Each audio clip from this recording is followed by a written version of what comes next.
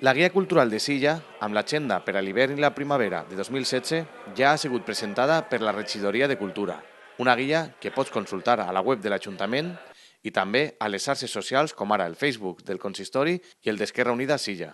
Comencem l'any 2016 en un calendari ple d'activitats culturals a Silla, en el que crec que cal destacar una aposta per incloure noves exposicions com la de Manola Roig, ara famosa per ser una de les magues de la cavalcada republicana de València i també per tindre presentacions de llibres amb grans autors com Alfons Cervera.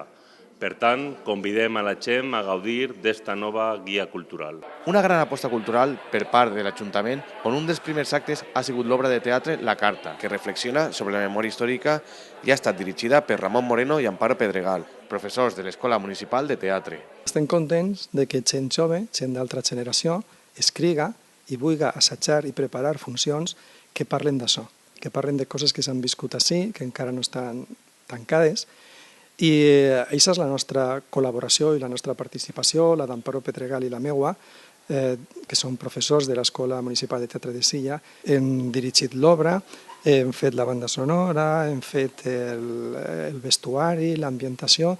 Està molt bé que s'estreni així, perquè ells són alumnes de l'Escola de Silla, perquè l'equip que està darrere és d'ací, de la MT de Silla, i que la premier sigui a Silla crec que és una satisfacció per a tots.